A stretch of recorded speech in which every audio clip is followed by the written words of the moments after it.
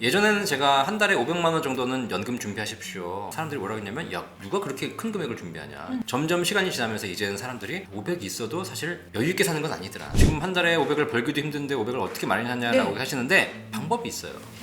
이 못 만드는 가장 큰 이유는 관심이 없기 때문에 못 만드는 것이지. 맞습니다. 관심만 두면 누구든지 할 수 있는 것이다. 제가 알려드릴게요.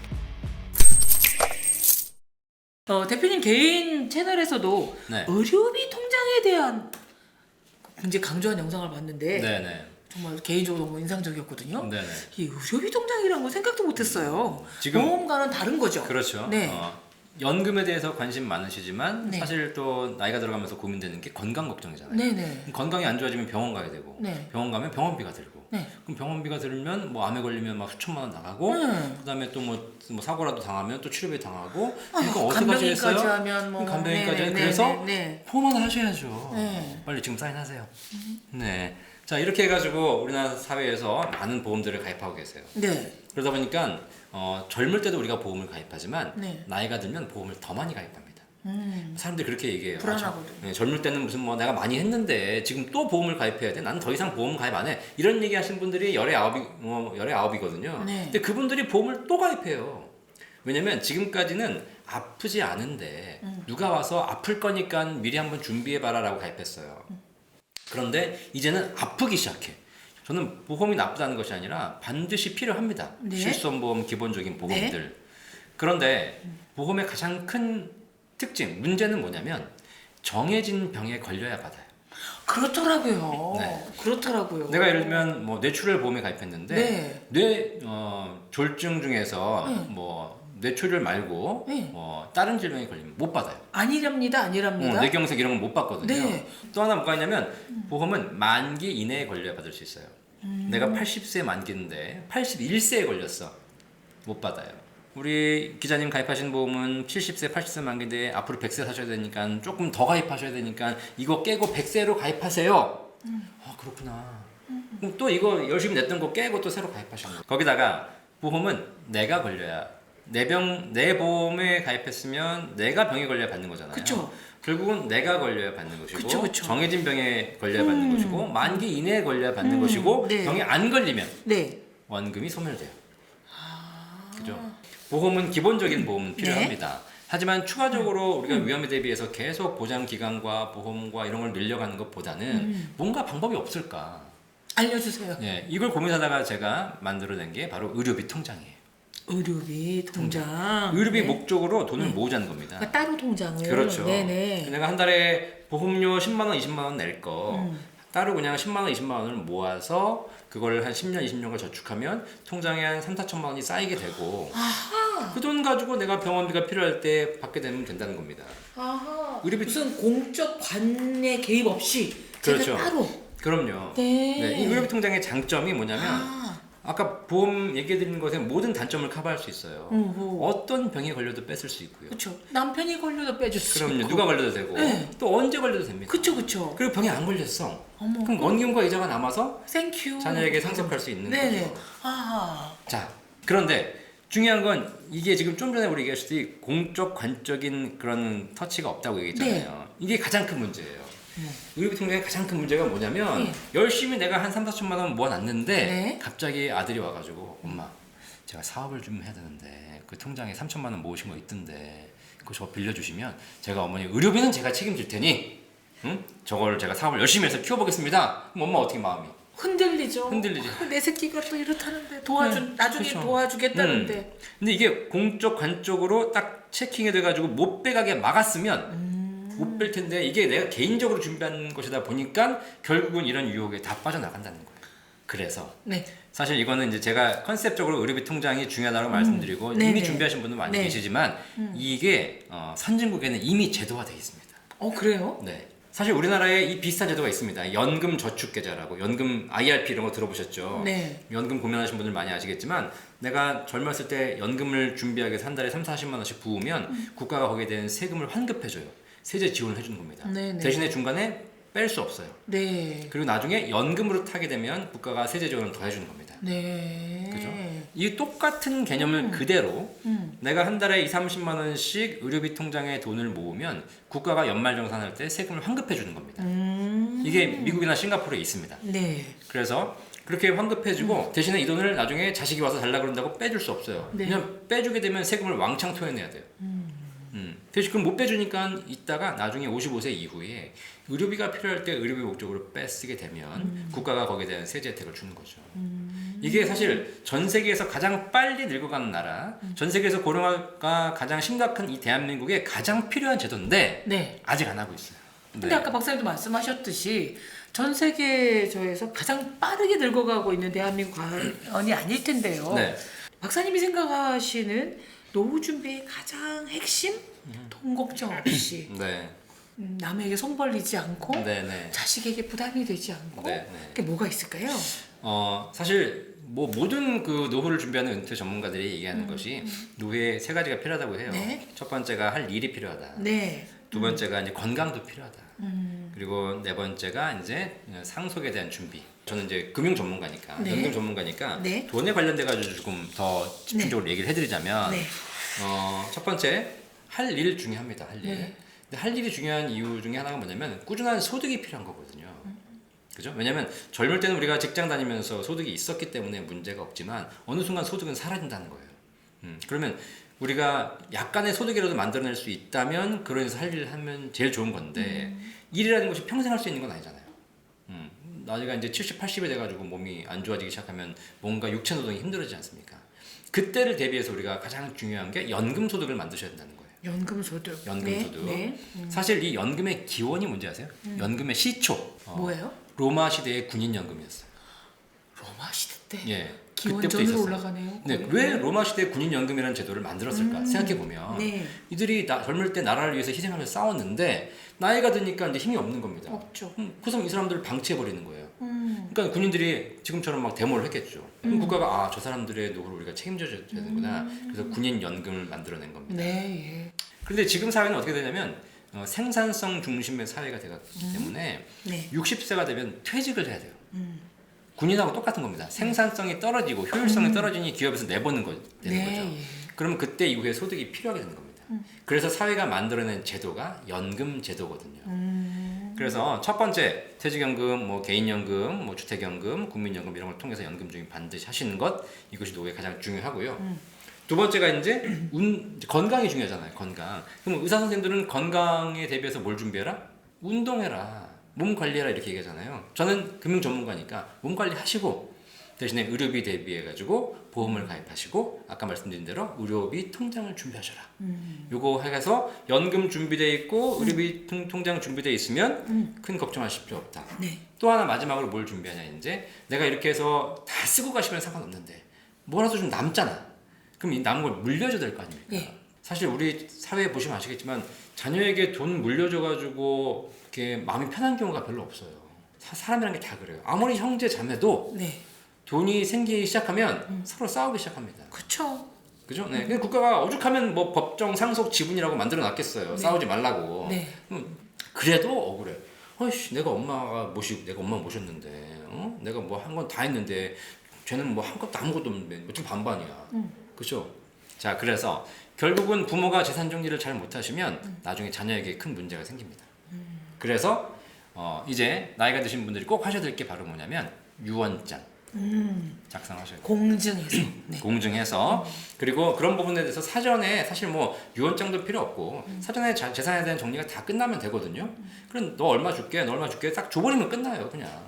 근데 못 주는 이유가 뭐예요? 이것마저 줘버리면 나는 못 먹고 사나. 그럼요, 막막하죠. 얼마 걸로 살지를 아무도 모르는데요. 그러니까요. 그래서 연금을 네. 준비하는 거예요. 맞아. 연금 잘 준비해놓고 한 달에 500만 원씩 평생 받을 준비해놓고 나머지는 다 주는 거야. 네. 연금이 준비되어 있으신 분들은 증여상속에 대한 고민이 훨씬 줄어든다.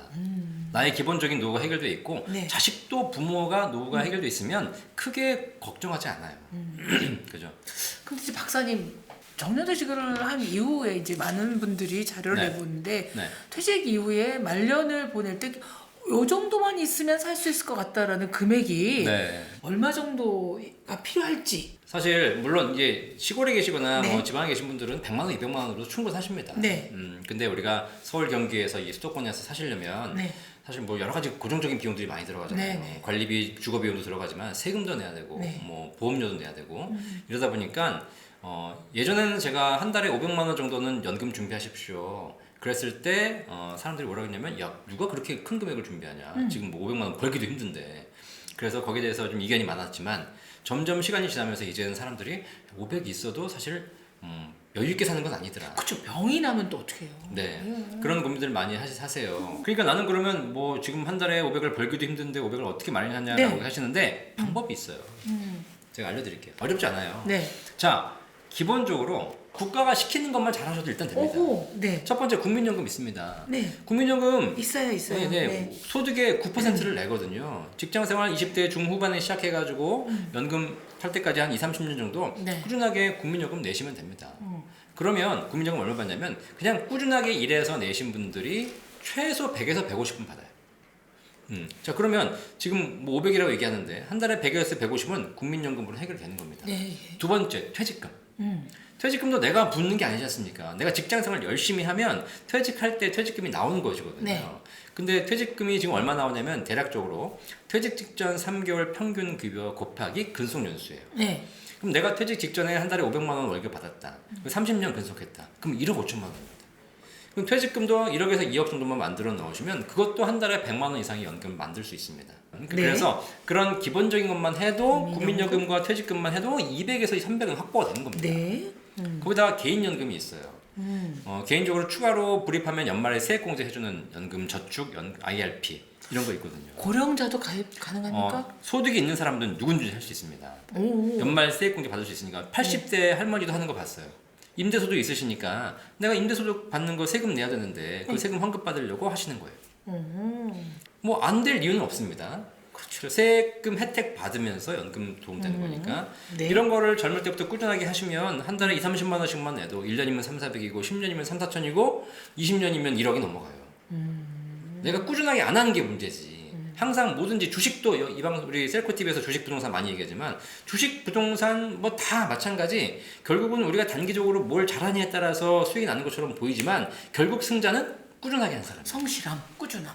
이게 연금에서도 증명이 되고요. 세상 모든 일에서 증명이 되는 겁니다. 그래서 개인연금까지 꾸준하게 준비하시면 누구나 3-400은 만들 수 있고 네. 거기다가 내가 더 이상 없다. 그러면 주택연금 있지 않습니까? 네. 내가 나중에 집담보로 이제 연금 받을 수 있거든요. 그럼 주택연금 지금 얼마 나오냐면 주택연금 시가 1억당 월 30만 원 정도 받을 수 있어요.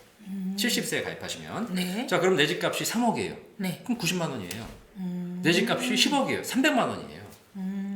그렇기 때문에 실제로 이렇게 해서 연금으로 확보하시게 되면 주택연금으로도 최소 1-200은 확보할 수 있습니다. 언제까지 받을 수 있나요? 지금 주택연금은? 제가 말씀드린 연금은 전부 평생 연금 기준으로 말씀드리는 거예요. 돌아가신 그날까지. 오호. 자, 그러다 보니까 저는 뭐 연금을 3-400, 4-500이 어떻게 만듭니까? 라고 얘기하시는데 중요한 건 이 못 만드는 가장 큰 이유는 관심이 없기 때문에 못 만드는 것이지. 맞습니다.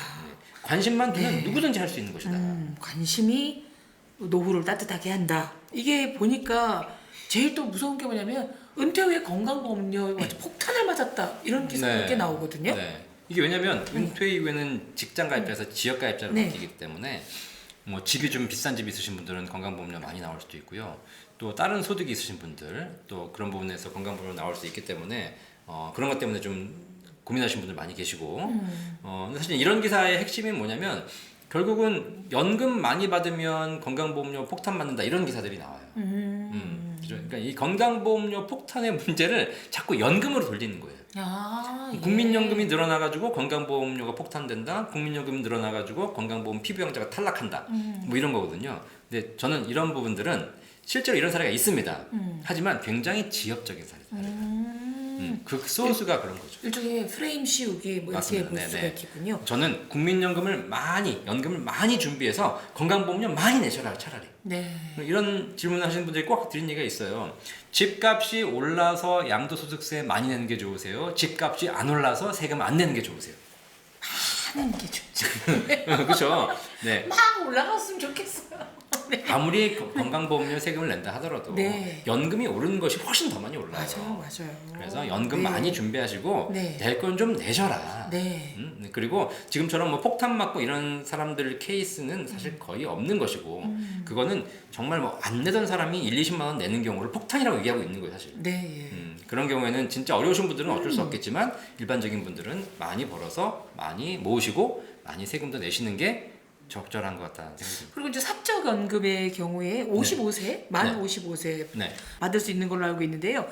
55세 되자마자 시작하고 받는 게 수령하는 게 좋을까요? 아니면 네. 좀 더 묻어두자. 내가 약간의 소득도 있으니까 하고 버려두는 게 나을까요? 이런 질문도 많이 받아요. 왜냐면 55세 되면 내가 네. 퇴직할 나이는 아니지 않습니까? 네. 일하고 있긴 있는데 연금은 개시 나이가 된 겁니다. 네. 그러면 내가 굳이 일을 하고 있는데 이걸 내가 개시해야 할 필요가 있나?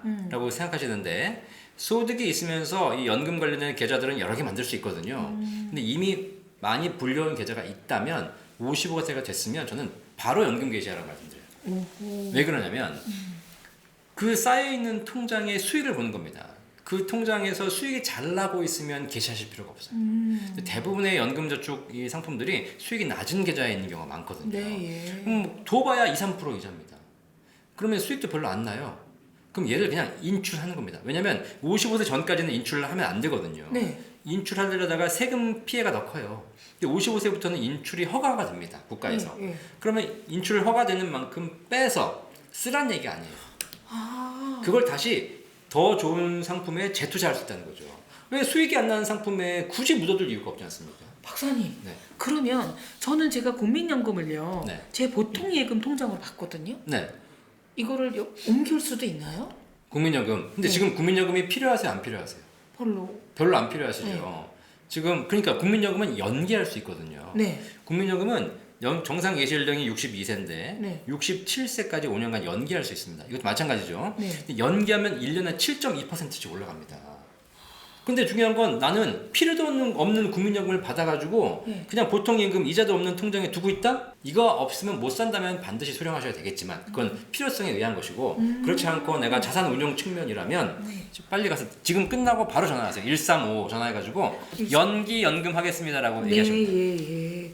근데 같은 맥락의 질문일 수도 있는데 네. 퇴직연금의 경우에 네. 뭐 저 퇴직금은 이미 저는 수령해버렸지만 네. 일시금 수령 혹은 연금 수령 중 박사님 어떤 걸 추천하십니까? 가장 연금 전문가로서 연금으로 수령하라고 말씀드리는 게 기본적인 원칙인데요.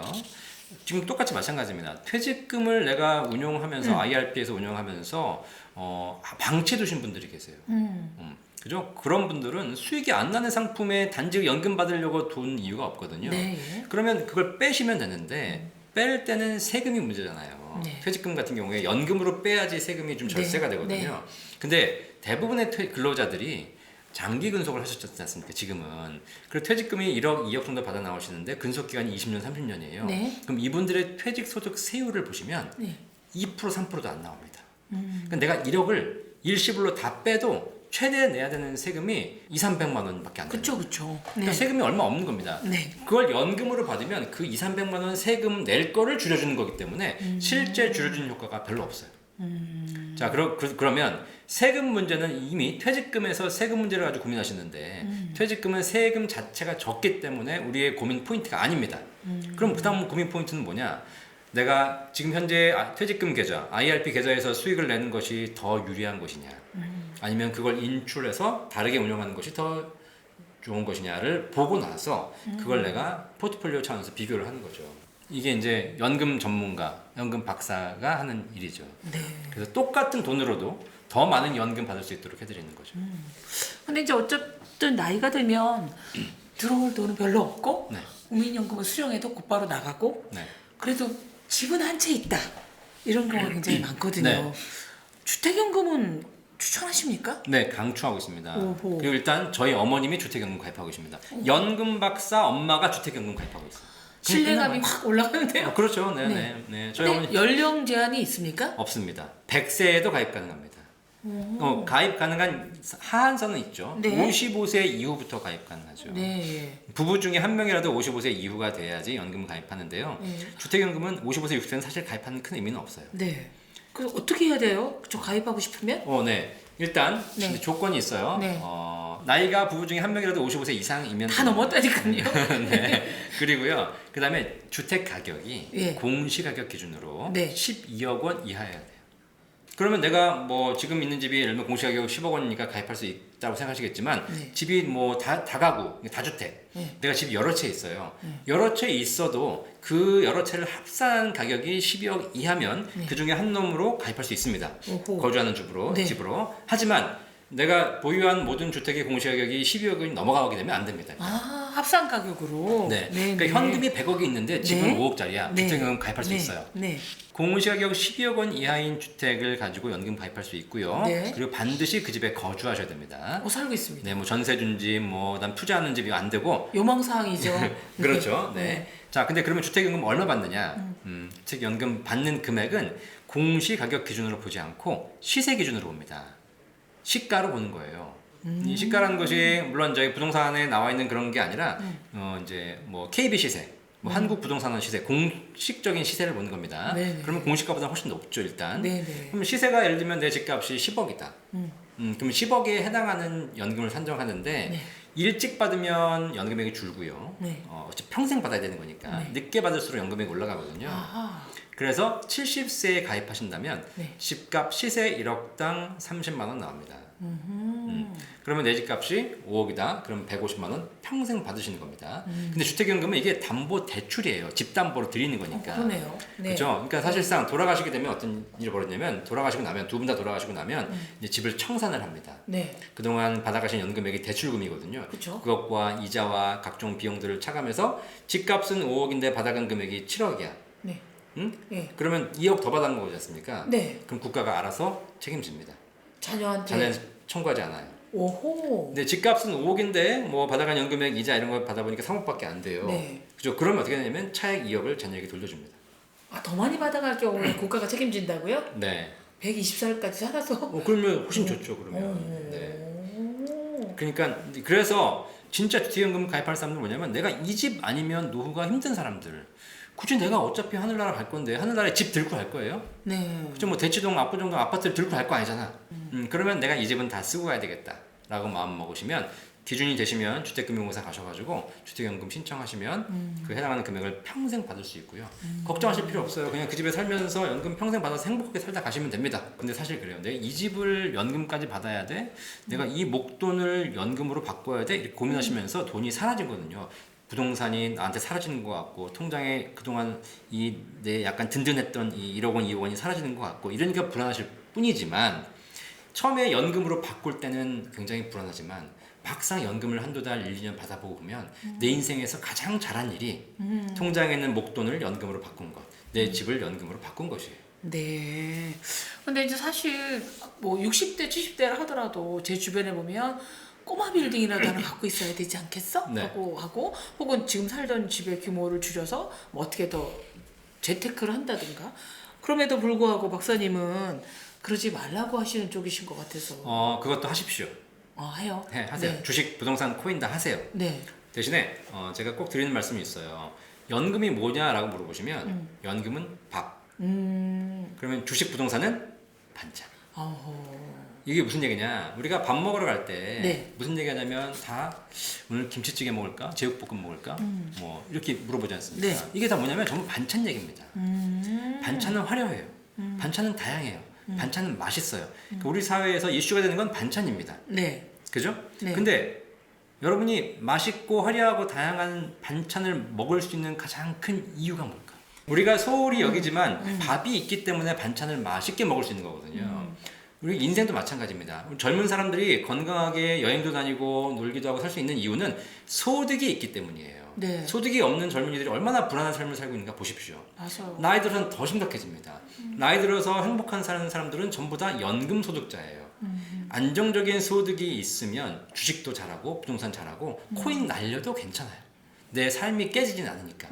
그런데 소득, 연금이 준비되지 않은 상태에서 그 돈 가지고 주식, 부동산 이런 걸 하시는 분들은 다 불안한 삶을 살고 계세요. 네. 그래서 우리 인생 가장 중요한 연금은 마치 밥처럼 중요하다. 우리가 밥은 수천 년간 변함없이 우리의 식단을 지켜왔듯이 네. 여러분 돌아가시는 그날까지 연금은 반드시 함께 해야 된다. 말씀드리겠습니다. 예. 근데 연금 물론 이제 중요하긴 한데 또 40, 50대 뭐 벌써? 라는 분들도 있을 거고요. 네. 뭐 너무 늦은 건 아닌가? 자영업자의 경우 어떡하나 이런 분이 많을 텐데요. 네. 박사님 어떤 조언을 해주고 싶으십니까? 네, 우리가 뭐 건강할 때 건강 지켜야 되지 않습니까? 네, 네. 그렇죠? 건강 지키는 건 굉장히 중요하잖아요. 네. 건강 잃은 다음에 건강 지키면 뭐 네. 하겠습니까? 그래서 이거는 정말 미리부터 준비해야 된다. 제가 그 공무원 인재개발원에 강의를 나가거든요. 얼마 전에 공무원 퇴직자들 대상으로 강의를 했습니다. 퇴직 예정이신 분들. 그분에게 물어봤어요. 퇴직을 앞두고 내 인생에서 가장 지금 든든한 게 뭡니까? 공무원 연금이요. 그렇죠. 이구동성 공무원 연금이라고 네. 얘기하시더라고요. 제가 다시 여쭤봤어요. 자, 그러면 지금 공무원이 임용되었던 30년 전으로 네. 돌아가 보겠습니다. 그때 여러분들이 월급에서 공무원 연금 뛰어갔을 텐데 그 공무원 연금 내시는 것이 선택이었습니까? 의무였습니까? 다 이구동성 의무였다. 네. 그렇죠? 강제로 뛰어갔으니까. 네. 만약에 선택이었다면 그 30년 전에 가입하셨을까요? 아무도 안 했다는 거예요. 중요한 건 제가 다시 말씀드렸어요. 여러분들이 지금 퇴직을 앞두고 가장 든든한 자산이라고 생각한 연금. 죄송하지만 여러분들이 선택한 결과물이 아니다. 국가가 강제한 결과물이지. 네, 예. 연금은 30대건 40대건 50대건 관계없이 연금은 내가 선택하게 놔두면 안 합니다. 국가가 강제해야 되는 것이고 부모가 자식한테 강제해야 되는 것이고 회사가 여러분에게 강제해야 되는 것입니다. 아니면 내가 셀프로라도 강제해서 준비해야 나중에 이것이 노후가 준비되는 것이지 뭐 딴 것에 다 밀려가지고 일단 이거부터 하고 저거 하지 나중에 천천히 생각해 보지 이런 생각을 하실 수는 있겠으나 그런 사람들이 노후에 결국은 후회하더라. 그래서 뭔가 좀 여러분들이 연금을 준비하는 입장에서는 이걸 꼭 내가 필수적이라는 걸 인지하시고 네. 그러고 준비하셔야 되는 것이고 또 이 방송 보시는 부모님들 입장에서는 자녀들에게도 연금의 중요성을 알려주셔서 뭐 연금을 전부 하라는 것이 아니라 소득의 최소한의 부분만큼은 연금으로 꾸준하게 준비해 갈 수 있도록 시스템 만들어 주시는 것 이것이 여러분이 행복하고 여러분 자녀가 행복하고 네. 국가와 사회가 같이 행복해지는 비결이다 네. 라고 말씀드리겠습니다. 아무리 어떤 환경이 와도 꿋꿋하게 패키지지 않고 살 수 있는 어른으로 늙어갈 수 있는 정보였던 것 같습니다. 정보가 힘이다. 예, 셀코TV 애청자 여러분들 감사했습니다. 고맙습니다.